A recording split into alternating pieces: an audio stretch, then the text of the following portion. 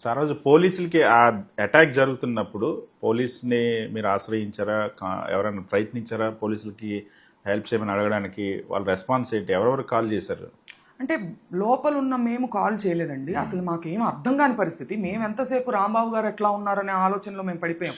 ఎందుకంటే ఆడవారు మా మీదకే ఇలా వస్తున్నారంటే ఆయన మీదకి ఎట్లా ఎల్లుంటారనేది మేము ఊహించుకోలేక మేము ఆ టెన్షన్లో ఉన్నాము. అయితే బయట ఉన్నటువంటి మన కార్యకర్తలు కానీ వాళ్ళు ఇటు దాడి చేస్తున్నప్పుడు అటు లేడీస్ ఉన్నారండి, మీరు వెళ్ళమాకండి అని అటు పక్కన అరుస్తున్నటువంటి వీడియో క్లిప్పింగ్స్ కూడా మన దగ్గర ఉన్నాయి. అయినా కూడా వాళ్ళు ఆగలేదు. వాళ్ళు ఎస్పీ గారికి ఫోన్ చేయడం కంటిన్యూస్గా, ఆయన ఫోన్ ఎత్తలేదు. మన సుచరిత గారు వెళ్ళి కూడా ఎస్పీ గారిని కాంటాక్ట్ చేయాలని ట్రై చేస్తే కూడా ఆయన అందుబాటులోకి రాకపోవడం. పోలీసులు అక్కడ కొడుతుంటే మిమ్మల్ని ప్రొటెక్ట్ చేసేదానికి మాకు ఆర్డర్స్ లేవని పోలీసులు చెప్తున్నారంటే ఇది ఎంత సిగ్గుచేటు అనేది ఒకసారి ఆలోచించుకోవాల్సిన పరిస్థితి. పోలీసులకి ఆర్డర్స్ కావాలా ప్రొటెక్ట్ చేయడానికి? వాళ్ళకి ప్రొటెక్ట్ చెయ్యొద్దని ఆర్డర్స్ ఉన్నాయి. మీరు ప్రేక్షక పాత్ర వహించి చూడండి అని చెప్పి ఆర్డర్స్ ఉన్నాయి. అందుకని వాళ్ళు ఎటువంటి యాక్షన్ తీసుకోకుండా వాళ్ళకి తొత్తుల్లాగా ప్రవర్తించడం జరిగింది. సో పోలీసులు ఇప్పటి వరకు కూడా ఈ సంఘటనకు సంబంధించి ఏం జరిగింది, ఎవరిని అరెస్ట్ చేశాము, లా ఎలా మేము అమలు చేసామని ఎక్కడైనా ప్రకటించారు ఇప్పటి వరకు? లేదండి. ఏం ప్రకటిస్తారు? ఏముంది? కనిపిస్తుంది కదా అందరికి వాళ్ళు ఎలా చేస్తున్నారు, ఏం చేస్తున్నారు. పోలీసులే ఆపలేక ఇంట్లో ఆడవాళ్ళ మీదకి వస్తుంటే కూడా వాళ్ళు ఆపలేకపోయారంటే ఇట్లాంటి నీచమైనటువంటి పని నేను ఎప్పుడు చూడలేదండి. ఇన్నేళ్లుగా అంటే ప్రతిపక్షంలో చాలాసార్లు ఉన్నారు రాంబాబు గారు, ఎప్పుడు కూడా చూడలేదు. ఈవెన్ గతంలో చంద్రబాబు నాయుడు గారు గవర్నమెంట్లో కూడా చూడలేదు ఇది. మరి ఇది ఎవరి ప్రోత్సాహంతో జరుగుతుందో అర్థం కావట్లా. సో దీని వెనక ఎవరున్నారంటారు? ఇది ఒక కుట్రపూరితంగా ఒక పథకం ప్రకారం జరిగిందా, లేదా అదొక రియాక్షన్ లాగా జరిగింది అనుకుంటున్నారు? రియాక్షన్ లాగా జరిగినా నేను అనేది ఏంటంటే రియాక్షన్ జరిగితే వాళ్ళ మీద కూడా జరిగి ఉండాలిగా. ఇప్పుడు గతంలో లోకేష్ గారు పోలీసుల సమక్షంలో జగన్ గారి మీద ఎట్లాంటి అశ్లీల వ్యాఖ్యలు చేశారు చూసారుగా. అప్పుడు రియాక్షన్ వచ్చిందా? రియాక్షన్ ఉంది. రియాక్షన్ ఇప్పుడు మనం కూడా పర్మిట్ చేస్తే చేద్దురు కదా. మనం అట్లాంటి మాటలు కూడా మాట్లాడరాదు డెమోక్రసీలో. నేను అనేది మరి ఎందుకు ఆ రోజు ఆయన మీద దాడులు జరిగినాయా? చంద్రబాబు నాయుడు గారు కూడా అనున్నారు ఆయన మీద ఏమైనా దాడులు జరిగినాయా? ఇవాళ రియాక్షన్ వస్తే వీళ్ళు కంట్రోల్ చేయలేకపోయారా? వీళ్ళు ప్రోత్సహించి గ్యాదర్ చేసి పంపించారని ఆవిడే చెప్తున్నారు. దాడికి దిగబడ్డాము, నేను 2 గంటలు టైం తీసుకుని వీళ్ళందరినీ నేను తీసుకొచ్చానని చెప్పి ఆవిడే చెప్తున్నారు. సో పెమ్మసాని చంద్రశేఖర్ ఇచ్చిన స్టేట్మెంట్ ఇచ్చినటువంటి కొద్ది గంటల్లోనే ఇది జరిగింది. నేను సినిమా చూపిస్తాను అంబటి రాంబాబు కానీ ఆయన పాత్ర కూడా ఉందంటారా? ఈ సంఘటన జరిగిన తర్వాత మాత్రం ఎక్కడ ఆయన మాట్లాడట్లేదు. కారణం ఏంటంటే ఇప్పుడు సినిమా చూపిస్తాను అనే మాట ఆయన మాట్లాడడం మనందరం చూసాము. సినిమా చూపిస్తానన్న మాటకే మీరు అంత చెలించిపోయారా అని ఈవిడ అడుగుతున్నారు గల్లా మాధవ్ గారు. మాటకి చెలించలేదండి. మాట మాట్లాడుకోవడం అనేది సాధారణం అయిపోయింది దురదృష్టవశాత్తు రాజకీయాల్లో. మాట కార్యరూపం దాల్చి నిజంగా సినిమా చూపించారు కాబట్టి ఇవాళ దాని గురించి మాట్లాడాల్సిన పరిస్థితి.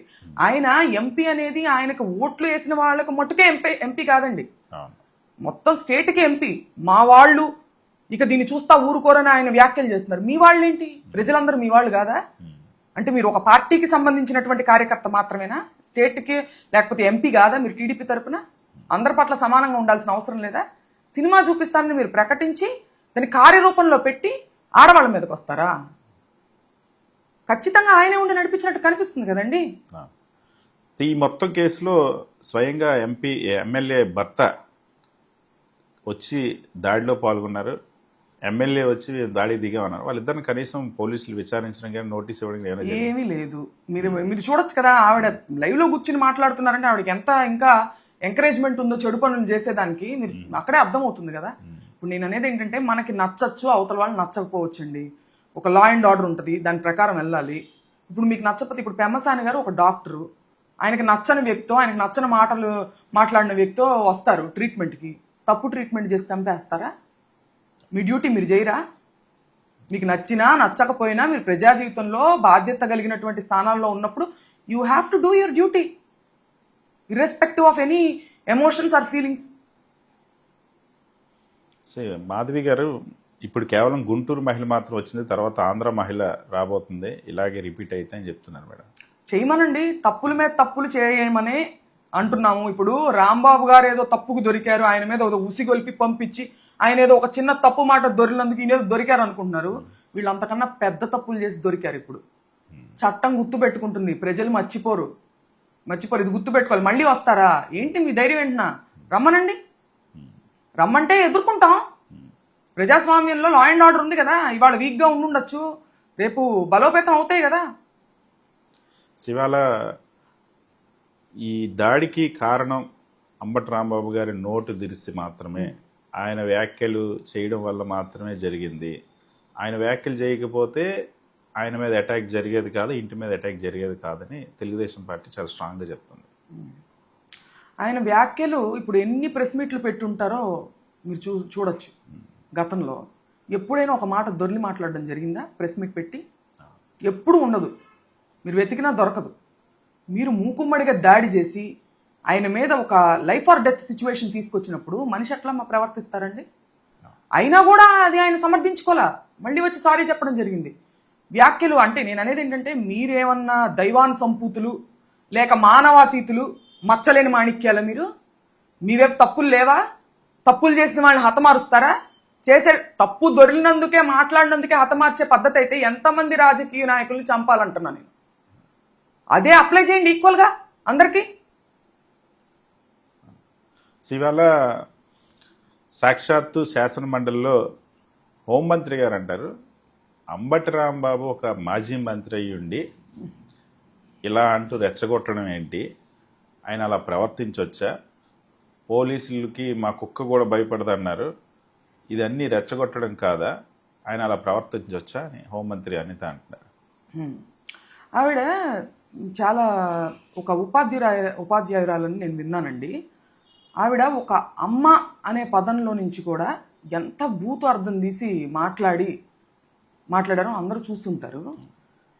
ఇలా అన్నటువంటి దానిలో నుంచి ఆవిడ రాంగ్ మీనింగ్ తీయడంలో నేనేం ఆశ్చర్యపోవట్లేదు. ఎందుకంటే అమ్మ అనే పదానికి అంత వక్రభాష్యం పలికారు ఆవిడ. ఇందులో నుంచి రాంగ్ మీనింగే తీయడానికి ఆవిడ ట్రై చేస్తున్నారు. మరి గ్రంథాలయం చైర్మన్ గారు చేసినటువంటి వ్యాఖ్యలు ఆవిడ చూడలేదా? ఆవిడ తోటి మహిళా ఎమ్మెల్యే గల్లా మాధవి గారు కూర్చుని మాట్లాడి హెచ్చరిస్తూ రెచ్చగొట్టే వ్యాఖ్యలు ఏవైతే చేశారో అది ఆవిడ చూడలేదా? అంటే ఆవిడ కళ్ళు మూసుకోదలుచుకున్నారా, లేక చూసినా కూడా వాటిని ప్రస్తావించి ఖండించాల్సినటువంటి బాధ్యత లేదనుకుంటున్నారా? ఒక టీడీపీ కార్యకర్తగానే మీరు వ్యవహరించేటట్టయితే అలాగే ఉండండి. బాధ్యత కలిగినటువంటి పదవులు తీసుకోవడం ఎందుకు? సో హోంమంత్రి అనిత చాలా స్పష్టంగా ఒక క్లారిటీ అడుగుతూ ఉన్నారు. ఎవరైనా సరే అంబటి రాంబాబు తల్లిని దూషించినట్టు చూపిస్తే మేము వెంటనే యాక్షన్ తీసుకుంటాం అంటున్నారు. అసలు ఎవరు దూషించలేదా? అంటే పత్రికా స్టేట్మెంట్లు ఇవ్వడం కాకుండా కార్యరూపంలో ఆవిడ డ్యూటీని అమలు చేస్తే బాగుంటుంది. ఎలా సర్క్యులేట్ అవుతున్నాయో మీరు చూడొచ్చు. వాళ్ళ పార్టీ వాళ్లే కర్రలు రాడ్లు పట్టుకొని ఫోటోలు దిగి దాన్ని చాలా గొప్పగా వాళ్ళు సర్క్యులేట్ చేశారు సోషల్ మీడియాలో. ఆవిడ చేరలేదా? అంటే ఒక పక్కన మాత్రమే ఆవిడ చూడదలుచుకున్నారా?